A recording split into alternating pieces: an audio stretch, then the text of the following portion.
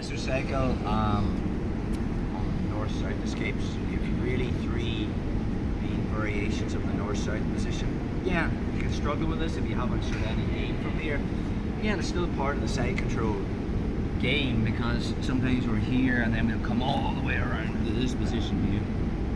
So we want to be looking at where the person on top's arms are.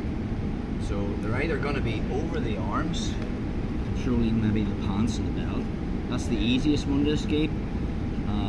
And then we'll look at next week if they're coming under the arms, or you have a variation over under, whether it's here or whether it's here. So let's look at this one first. Carl has moved from side control into the north side. Okay, so again, I want to be thinking about trying to get on this side. If I want to get onto my right side And I'm turning, my arms are in the way. So when I try to turn, my own arm is stopping me. So the detail is, let's just turn this one slow. Because my left arm's stopping me, my left arm is going to come inside and I'm going to put the back of my hand on Carl's right hip. Okay.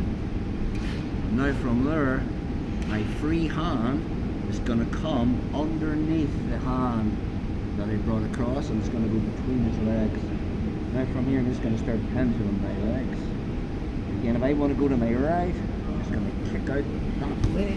Again, we've already covered this. I don't like this. This body lock on the leg, this car's going to sprawl on me and break my grip and spin going my back. When I come to the knees, I like that Donagher detail, whereby I grab the shin, keep it close to my elbow, and I like to capture that leg with my leg. If he's still on a knee, find the ankle, put him down, and then again from that position I can windshield wiper and start to work getting into side control. So again, just turn this way. So if I want to escape to my right, I need to bring this hand on the inside. So again, I might do a few bumps, bring my left hand to his right hip. Again, I don't want to bring this free hand this way and bring it over the top of the one I brought across, because when you start penduluming your legs, you're kind of restricting your hands. So the one that comes across points in the direction that I'm going. My other one will come underneath that hand. It's going between the legs. Now again, from this position, I'm going to start pendulum my legs. So when I kick them to my right, I'm just coming out that back door. Again, immediately, I'm going to make a grip on that shin, building a base to my elbow. Capture that leg. From there, find the knee, find the ankle, put it straight down. So I'm pinning those knees. Again, from that position, I want to pass. I'll be windshield wipering my leg, pushing down on that top knee, and just moving to the side control. If you haven't done this before, I would just do that. Let's look at another scenario, or another few scenarios. The minute I get to this position here, Carl doesn't want me perpendicular to them.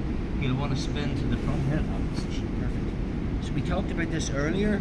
I'm going to make a connection with my ear to this hip. I want my left ear to Carl's left hip, and I want my left shoulder to his right hip. Now he already either has the front headlock position or trying to go for guillotines and all that stuff. I'm not worried too much about that. Guillotine's not a threat unless he can get guard on me. So from there, because I'm connected to them, again we have covered this before, I can just make Carl post with his left hand, and then I put him straight on his back and I can pass. That's if he's turning to face me and he's on his knees. If I'm here, another common reaction is front headlock position, and he sprawls back. For me now to try and put Carl down, I don't see the way I can't connect my ear to his hip and my shoulder.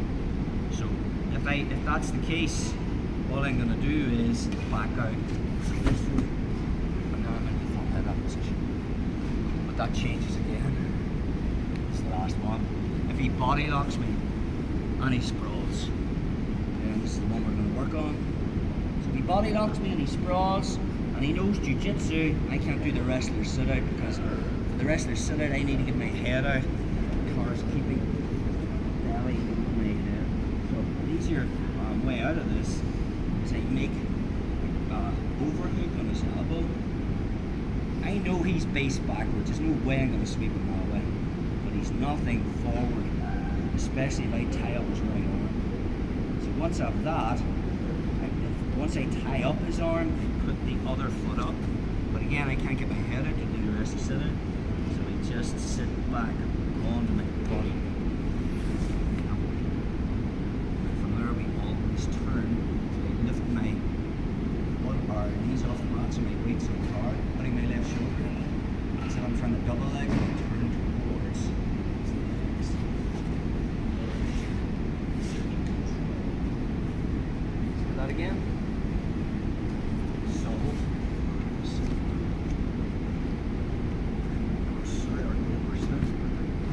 so we're here.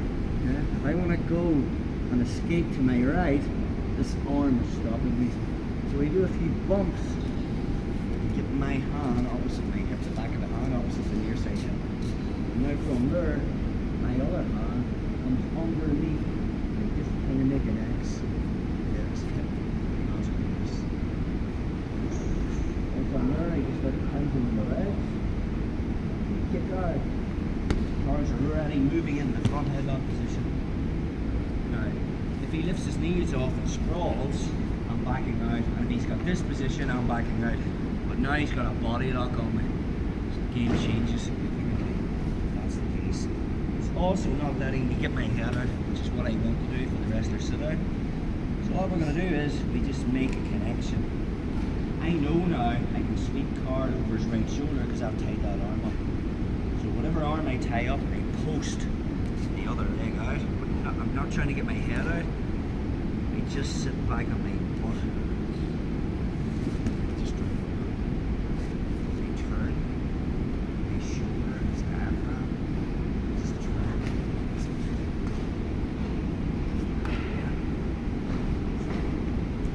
First thing we're thinking about is what is his arm positioning. Is he over the arm? Is he under the arm? Every one requires a different escape. This is the easiest one, okay? So again, I'll back, put my hands on the inside, so that it depends on my legs, my up. He's already moving into the front headlock position. He gets into the body lock, and then he sprawls on me.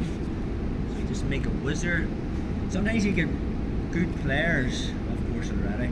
When I try to put the crook of my arm around Carr's right arm, he'll bring his elbow in under me. So see the way I haven't got it? I want this, that's the bite.